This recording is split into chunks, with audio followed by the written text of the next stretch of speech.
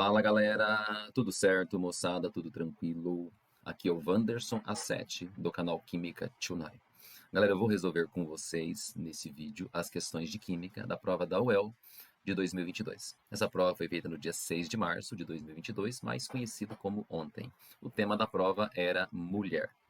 Bora lá? Primeira questão diz assim: Marie Curie foi uma cientista que dedicou a vida aos estudos da radioatividade. Ela descobriu os elementos polônio e rádio, foi a primeira mulher a ganhar um prêmio Nobel e a primeira pessoa a conquistá-lo 2 vezes, além de ser a primeira mulher a atuar como professora na Universidade de Paris. Aí ele começa com um probleminha. Suponha uma quantidade de 128 gramas do polônio 210, que foi descoberto por ela, inclusive, né? Que tem um período de meia-vida de 138 dias. O que é isso? A cada 138 dias, a quantidade desse polônio reduz à metade. Daí ele diz assim: decaindo, convertendo-se em chumbo 206 pela emissão de uma partícula alfa. Primeira coisa, eu vou escrever para vocês a equação que representa esse fenômeno. Vamos lá? A gente começa por quem? Pelo polônio. O símbolo dele é PO. Não era necessário você saber, mas eu vou colocar aqui, o número atômico 84. E o número de massa que o próprio exercício te deu é de 210. Tranquilo? Beleza? No texto diz que ele emite partícula alfa. Partícula alfa, para quem não lembrava, é um conjuntinho, um pacotinho que contém 2 prótons e 2 nêutrons. Por isso que você representa a partícula alfa desse jeito aqui. Embaixo é 2 prótons. 2 prótons somados com 2 nêutrons vai dar um número de massa igual a 4.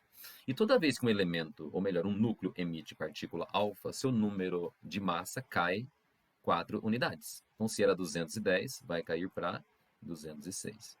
Embaixo, se era 84, vai diminuir 2 unidades, vai cair para 82, só para te lembrar que esse elemento 82 na sua tabela periódica é o chumbo, mas o exercício já tinha te avisado que o polônio ia virar chumbo. De boa. Tranquilo? Beleza? Com base no enunciado e nos seus conhecimentos sobre rádio, considere as afirmações a seguir. Primeira, para que você tenha 32 gramas de polônio 210, são necessários 276 dias. Vamos pensar. A quantidade inicial, o exercício fala que era de 128.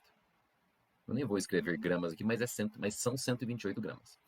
Passado um período de meia-vida, que normalmente se representa por T meio, passado um período desse, que são 138 dias, os 128 gramas cai para 64, metade. Quando você passar por mais um período de meia-vida, o 64 vai cair para quanto, Wanderson? Para 32, que é o que o exercício pede. Para que essa amostra caia para 32 gramas, são necessários 276 dias. Vamos pensar. Você passou por 2 períodos de meia-vida, e cada período tem 138 dias. Portanto, são 276 dias. Perfeito. Item 2. A partícula alfa, ela é composta por 2 prótons e 2 nêutrons. Eu acabei de dizer. O que é uma partícula alfa? É um pacotinho que tem 2 prótons e 2 nêutrons. É como se fosse um núcleo de um átomo de hélio. Então está perfeito o item 2. Para que se tenha 96 gramas de chumbo 206, são necessários 276 dias. Espera aí. 276 dias, a gente acabou de fazer uma continha com esse valor. 276 dias correspondem a 2 períodos de meia-vida.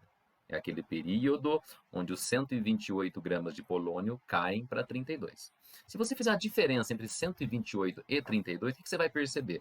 Evandro, eu vou perceber que 96 gramas do polônio, entre aspas, ele sumiu. Não que ele sumiu, né? Mas ele se transformou em chumbo, concorda comigo? Se você fizer 128 menos 32, a diferença é 96. Esses 96 de polônio se transformaram em chumbo e também partículas alfa. Tá claro? Beleza? Mas dá para a gente calcular quantos gramas de chumbo isso produz? Seria o mesmo 96, Wanderson? Não. Não por quê? Se você olhar para a equação que está lá no alto, você vai perceber que a proporção seria 210 de polônio, por exemplo, para 206 de chumbo. Não é 1 para 1, é 210 para 206. Se 210 de polônio produziriam 206 de chumbo, se você usar 96 gramas de polônio, se você consumir 96 gramas de polônio, você sabe o que vai dar isso? Vai dar cerca de 94, eu estou colocando aproximado aqui, tá? Uns 94 gramas de chumbo. Eu quero que você entenda que a receitinha não é 1 para 1. 96 de polônio que foi consumido não vai produzir 96 de chumbo, vai ser 94 uns quebradinhos. 94,1 mais ou menos, ok? Então, após 276 dias, que são 2 períodos, você vai ter 96 gramas de chumbo? Não, você vai ter um pouco menos, 94 e mais uns quebrados. Portanto, esse item está incorreto. No gabarito inicial, o gabarito, né, provisório da prova da UEL, estava como correto, mas esse item é incorreto e eu te mostrei por quê. Tudo bem? Item 4. Para que se tenha apenas 1 grama de polônio, são necessários 3.328 dias. Então dá para fazer por uma conta bem simplesinha. A amostra inicial tinha quantos gramas? Tinha 128. Isso para não ter que usar fórmula, tá? Passado um período de meia-vida, vai cair para quanto? Para 64. Passado o segundo período de meia-vida, vai cair para quanto? Vai cair para 32. Tranquilo? Passado mais um período de meia-vida, você vai ter 16 gramas desse polônio. Após mais um período, você deve ter 8 gramas. Tranquilo? Após mais um período, deve cair para 4. Após mais um período, cai para 2. Entendeu já a ideia, né? Após mais um período, cai para 1 grama, que é o que ele pediu. Então, se você contar as flechinhas, você vai perceber que você passou por 7 períodos de meia-vida. Ok? 7. E cada período tem 138 dias. Confere. E 7 vezes 138, se eu não estiver enganado, vai dar, eu acho que 966 dias. E não 3.328. Portanto, esse item também está errado. Beleza? Apesar de o gabarito original estar como resposta correta a letra D, resposta corretíssima, qual seria a letra A? Beleza? Tranquilo, vamos para a próxima. Questão 2 fala sobre tabela periódica. Questão 2 não, desculpa, questão 6, né? A segunda do vídeo. Na tabela periódica, os elementos sódio e potássio são metais alcalinos que pertencem à família 1A. O nome mais moderno para ela, ou o número mais moderno, é grupo 1. Flúor e iodo são halogênios da família 7A. Hoje é mais chamado, inclusive, de grupo 17. Tudo bem? Todos exercem diferentes funções no nosso organismo. O consumo de NaCl em excesso pode causar maior incidência de pressão alta em mulheres grávidas. Uma das opções de sais para diminuir a quantidade de sódio ingerida é o sal light. Ele tem menos cloreto de sódio. Tanto o sal light quanto o sal de cozinha normal, né, comum, possuem o micronutriente iodo, importante para prevenir o bócio, uma alteração na glândula tireoide. Estudos também demonstram que a presença de flúor na água potável pode levar a casos de tireoide subativa, especialmente nas mulheres, diminuindo a absorção de iodo pelo organismo. Em relação aos conhecimentos sobre classificação periódica e estrutura atômica dos elementos sódio, potássio, flúor e iodo, considere as afirmativas. Bom, os números atômicos todos foram dados, né? Primeiro item. Na+ e K+ possuem configuração isoeletrônica, quer dizer, tem o mesmo número de elétrons. Será que isso é verdade? Bom, se você olhar para os dados do exercício, o Na tem número atômico 11. Então, o Na+ não vai ter 11 elétrons, vai ter quanto? Vai ter 10. Na+ tem 10 elétrons. Quando você olha para o potássio na forma de K+, na forma de cátion, o número atômico é 19. Quem tem 19 prótons normalmente tem 19 elétrons, mas ele é cátion, ele não vai ter 19, vai ter 18. Então, são dois íons que não têm o mesmo número de elétrons, portanto, eles não têm configurações isoeletrônicas. Então, já era. Item 2. Se o número de massa do potássio mais é 39, então o número de prótons, nêutrons e elétrons é de 19, 21 e 20. Vamos fazer a conta para ver? Ele fala para você que o número de cima é de 39. O número de baixo foi dado. Então, esse potássio tem 18 elétrons, que a gente já sabe. O que mais que ele tem? Ele tem 19 prótons, que é o seu número atômico. E número de nêutrons, como é que você faz? É só subtrair o número de massa menos o de prótons. 39 menos 19 normalmente dá 20. Confere. Beleza? Então, a resposta, vamos ver a ordem que ele pediu, prótons, nêutrons e elétrons. Então, a resposta é 19 prótons, 20 nêutrons, ok? E 18 elétrons, portanto, está tudo errado, item 2. Esquece. Ao representar a configuração eletrônica do átomo de iodo, você escreve como I. O exercício te deu o número atômico dele, que é 53, beleza? Ao representar a configuração do iodo em ordem de preenchimento energético, ou seja, ordem crescente de energia, chega-se até ao subnível 5P. Bom, se você fizer a distribuição com carinho, não vou fazer ela inteira porque não cabe aqui, mas a distribuição do iodo direitinho vai terminar em 5S2, 4D10. Eu estou mostrando só o finalzinho, tá? E depois aparece um tal de 5P5 aqui. E aí, você chegou até no subnível 5P? Eu cheguei. Então está correto. Os três números quânticos que caracterizam o elétron mais energético do flúor F- são 2, 1 e o magnético valendo mais 1. Vamos ver como é que funciona isso. Bom, ele está falando do fluoreto, do F-. O número atômico do flúor é 9, então ele normalmente teria 9 elétrons. Mas eu estou falando do F-, aí ele tem 10. A distribuição desse cara, como ele é pequenininho, eu vou fazer aqui. 1s2, 2s2, 2p6. Eu distribuí 10 elétrons. Perceba que ele tem configuração eletrônica de gás nobre, inclusive. Então, mas quando fala de números quânticos do elétron mais energético, eu quero que você foca nisso aqui, ó. É esse 2p6 que manda em tudo aqui, tá bom? Então vamos começar. Número quântico principal é só você olhar em qual nível mora o último elétron. Ah, professor, mora no nível 2.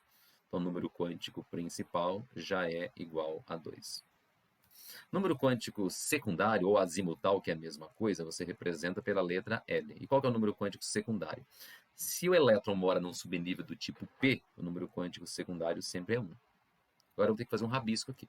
Toda vez que fala de subnível P, você vai lembrar que são 3 orbitaizinhos que compõem o subnível P. 3 casinhas, vamos dizer assim.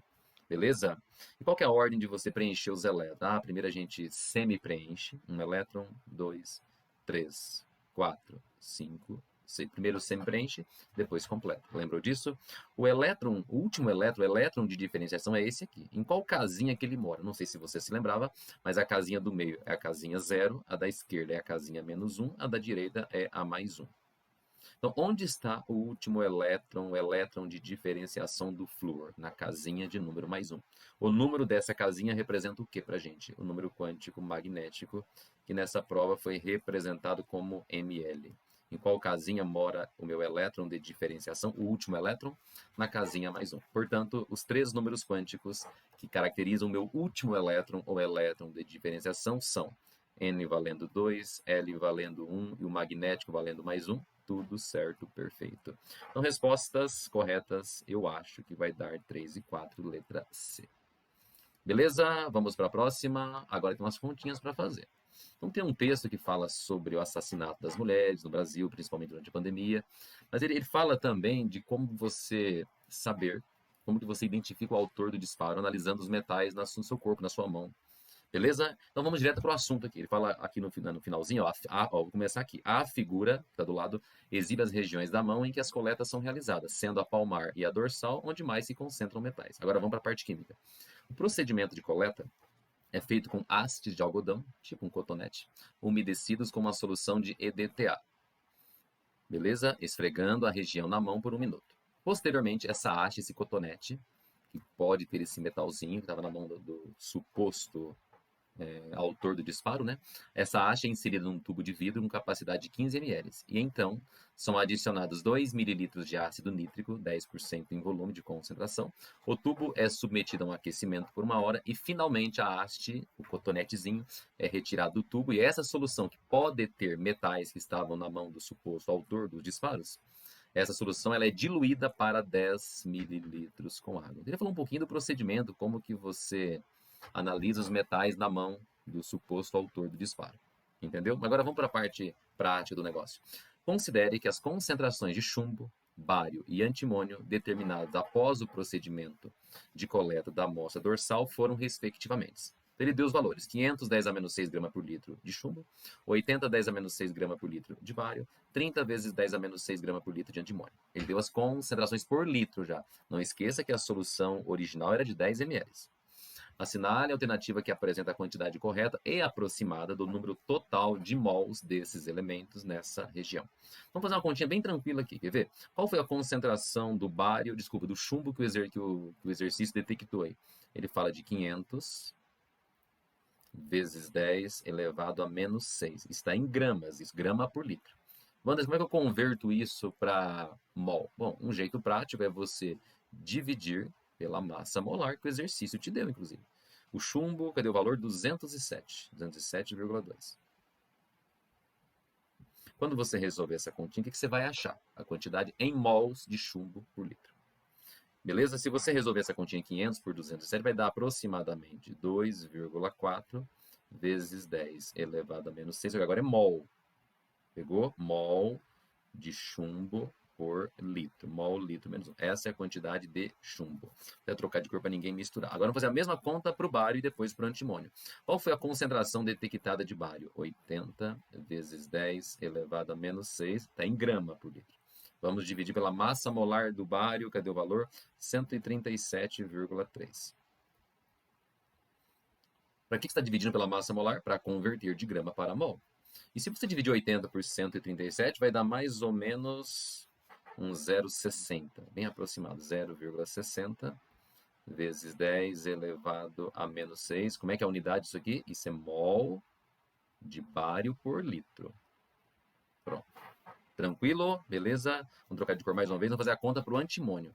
O exercício fala que a concentração detectada de antimônio na mão dessa pessoa foi de 30 vezes 10 elevado a menos 6. Que continha que você vai fazer? Eu vou dividir pela massa molar do antimônio, que o exercício me deu que é um 121, mais ou menos, 121,8. Ok? A hora que você resolver essa continha, 30 por 120 vai dar 0,25 aproximadamente, né? Isso aqui vai dar 0,25 vezes 10 elevado a menos 6. Qual que é a unidade? Mol de antimônio por litro. Pronto. Ele pede a quantidade total em número de mol. Bom, eu posso somar esses três valores aí, Wanderson? Pode, só que o que eu vou somar aqui a princípio não é o número de mols, é a concentração em mol por litro, concorda? Vamos somar, vamos somar esses três números, que é bem fácil.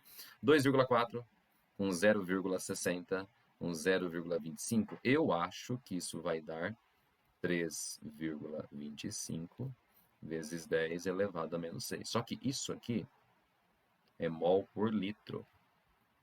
Só que você lembra que a solução original, ela tinha só 10 ml. Não daria para você fazer uma regra de 3, ou dá para fazer de cabeça também, né? Se em 1 litro você tem 3,25 vezes 10 a menos 6, em 10 ml, que é 100 vezes menor, quantos mols você vai ter? 3,25 vezes 10 elevado a menos 8 mol. Pegou? 100 vezes menos. Se no litro tem 3,25, 10 a menos 6, em 10 ml, que é a quantidade da solução original, eu vou ter 100 vezes menos. 3,25 vezes 10 elevado a menos 8. Então a resposta Tonight Forever vai dar letra B. Tranquilo? Show de bola. Lógico, você poderia fazer esses cálculos por regra de 3 também. Tranquilo? Beleza, vamos para frente. A questão número 19 diz assim: a charge ao lado aborda o cotidiano da população brasileira em situação de vulnerabilidade e também os aumentos constantes de preço de carne bovina, que tem relação com o aumento do dólar por ser uma commodity. Sabe-se que a demanda global por carne tem impulsionado o desmatamento no Brasil em áreas da região amazônica para a criação de gado de corte. Com base no texto, nas causas ambientais provocadas pelo desmatamento e nos conhecimentos sobre ligações químicas, assinale a alternativa correta. Letra A. A criação de bovinos nas áreas desmatadas aumenta a quantidade de metano. Bom, os flatos bovinos, você sabe que tem metano. E diz assim, um dos gases do efeito estufa. Tudo certo por enquanto. Aí ele fala assim, uma molécula apolar que possui geometria tetraédrica. E aí, verdade? Então, se você fizer o desenho para o metano, vou ter aquele desenho mais simplificado assim. Desenho bem simplificado para o metano, você está acostumado a fazer assim. Lógico, o desenho dele de verdade é tridimensional. Mas esse desenho dá uma noção legal já, sabia? É o seguinte, para você saber o estilo de geometria que ele tem, e também o comportamento quanto à polaridade, pensa assim. Quantas nuvens e quantos ligantes você tem ao redor do átomo central? Uma nuvem, duas nuvens, 3 nuvens, 4 nuvens. Mas você tem também 4 ligantes. Toda vez que você tem 4 nuvens e 4 ligantes, a geometria da sua molécula é tetraédrica. E moléculas tetraédricas, onde os 4 ligantes são todos iguais, ela tem muita simetria. E essas moléculas supersimétricas, elas são apolares. Portanto, o item A está perfeito. CH4 tem geometria tetraédrica e também é uma molécula apolar. Perfeito. Mas vamos comentar as outras. O desmatamento reduz a quantidade de CO2 na atmosfera. Peraí, o desmatamento ele é um dos vilões, ele provoca um aumento de CO2 na atmosfera, um dos gases do efeito estufa, uma molécula polar que possui geometria angular. Está tudo errado. Primeiro, o desmatamento aumenta a quantidade de CO2. Segundo erro, a molécula de CO2 ela é apolar. Terceiro erro, a molécula de CO2 não é angular, ela é linear, ela é retinha. Então está tudo errado. As queimadas causam muitos malefícios à atmosfera, pois dessas ocorre a combustão completa, formando gases N2 e O2. Peraí, combustão completa formaria o quê? CO2 e água. Beleza? Então já está errado. E além disso, fala que N2 e O2 são moléculas polares. Mentira que são moléculas biatômicas, dois átomos iguaizinhos, elas são apolares. As moléculas gasosas N2 e O2 apresentam geometria angular. Pera aí, moléculas com dois átomos só podem ser lineares, ok? Além disso, são polares, errado também. Formam ligações simples, errado também, porque nitrogênio e N2 tem ligação tripla e o oxigênio tem dupla. Então tá tudo errado o item D. Última, a criação de bovinos após o desmatamento reduz a quantidade de gás carbônico na atmosfera. A criação de bovinos, assim como o desmatamento, eles fazem que aumentam a quantidade de CO2, que o próprio texto dá essa ideia. E no final ele fala assim ainda, que são substâncias formadas com carbonos sp3. O CO2 é uma molécula que faz duas ligações sigmas, ou melhor, o carbono faz duas ligações sigmas e duas ligações pis. Confere? Beleza? Se você resolver contar as nuvens, você vai pensar assim: aqui tem uma nuvem ligada ao átomo central, aqui tem uma nuvem ligada ao átomo central. Toda molécula em que o átomo central tem apenas duas nuvens ao redor dele, que tipo de hibridização que você tem? SP. E só para citar, no exemplo de cima seria sp3. 4 nuvens sp3. 3 nuvens sp2, 2 nuvens é sp. Então, além do começo estar errado, começo do item E, a hibridização do carbono no CO2 é sp e não é sp3, então não tem nada a ver. A resposta correta vai ser a letra A de I love you. Fechou. Tudo bem? Bora para frente. A 26 de orgânica diz assim: atualmente a substância polimetilmetacrilato, sigla PMMA, é um polímero sintético. Tem chamado a atenção devido a graves sequelas deixadas em pacientes, na maioria mulheres após procedimentos estéticos. O PMMA não é absorvido pelo corpo e, quando utilizado inadequadamente, pode causar deformações, inflamações, necrose e até a morte. Em contrapartida, o ácido hialurônico, que é o AH que está do lado, é a substância biocompatível mais indicada para procedimentos de preenchimentos de tecidos. Ainda assim, o PMMA continua a ser utilizado pelo seu baixo custo. Bom, você está vendo as fórmulas dos dois, são dois polímeros, percebeu? Com base nas estruturas moleculares das substâncias PMMA e o ácido hialurônico, assinale a alternativa correta. Primeira, o PMMA apresenta maior caráter polar do que o ácido hialurônico. Bom, o que você está vendo no primeiro desenho? Eu estou vendo um grupo fraco, assim, não tão forte, não tão polar. C-O tem uma certa polaridade, mas não é tão forte. Olha para o desenho da frente. Você está vendo um punhado de grupos altamente polarizados. Estou falando de quem? De hidroxilas. Beleza? Então, o AH, o ácido hialurônico, é muito mais polar do que o PMMA. Então, já era. O ácido hialurônico possui em sua cadeia polimérica a função amina. E muita gente ia olhar correndo para isso e ia, de repente, pensar que o NH caracterizaria a mina. Verdade, Wanderson? Não. Isso não é amina. Por que não? Porque você vai levar em conta todo esse pacote aqui. Ó. Quando você tem um C-O-N, o nome disso é amida, não é amina. Então, já era. O PMMA e o AH são considerados substâncias simples. Pelo amor de Deus, cada um deles tem vários elementos na sua composição. Substâncias simples têm apenas um elemento na composição. Então, nada a ver. As duas substâncias que vocês estão vendo são substâncias compostas. No PMMA, a ligação CC entre o carbono e o grupamento éster, ela é covalente. Não está falando da primeira molécula, deixa eu só apagar um negócio para não confundi-los muito. Quer ver? Olha isso. Ele está falando dessa ligação aqui, ó. A ligação entre o carbono e o outro carbono do grupo éster. Beleza? Que tipo de ligação que é essa que você representa por um tracinho? Wanderson, só pode ser covalente. Ok? Perfeito, o item B. Nitrogênio é o elemento mais eletronegativo no monômero do ácido hialurônico. Bom, quando você olha para o ácido hialurônico, você tem na fórmula carbono, hidrogênio, tem oxigênio, tem nitrogênio, verdade? Mas quem que é mais eletronegativo? Você concorda que o O é mais eletronegativo do que o N? De repente o seu macetinho é aquele: fui ontem no clube, briguei e saí carregado para o hospital. Não sei se você usa esse. Mas o O é mais eletronegativo do que o N. Portanto, esse item está errado. Então, a resposta Tonight Forever, qual seria? Letra D. Bora para frente. A última questão de química da prova da UEL de 2022 é uma questão de estequiometria. A reação dá uma assustada, mas você vai tirar de letra. Diz assim: a oxitocina, um hormônio endógeno, é também sintetizada e utilizada como droga terapêutica para estimular o parto, auxiliar a ejeção do leite materno e reduzir a incidência de hemorragia pós-parto. A equação química não balanceada de combustão, ela é apresentada a seguir. Bom, como ela é uma reação com números grandes, eu vou ter que reescrever para vocês, tá bom? É só para caber melhor, ficar legal para enxergar. Ele começa com a oxitocina, qual que é a formulinha dela? Começa com C43, Quem vem depois? H66, não se assuste. Quem vem depois? Vem um tal de N12, beleza? Quem apareceu agora? Apareceu O12, aí depois apareceu S2. Pronto, fechou, essa é a primeira fórmula. Qual que é a segunda? O2, afinal estamos falando de combustão. Aí lá do lado direito tem os produtos. Quem são eles? Um produto é o gás carbônico, ok.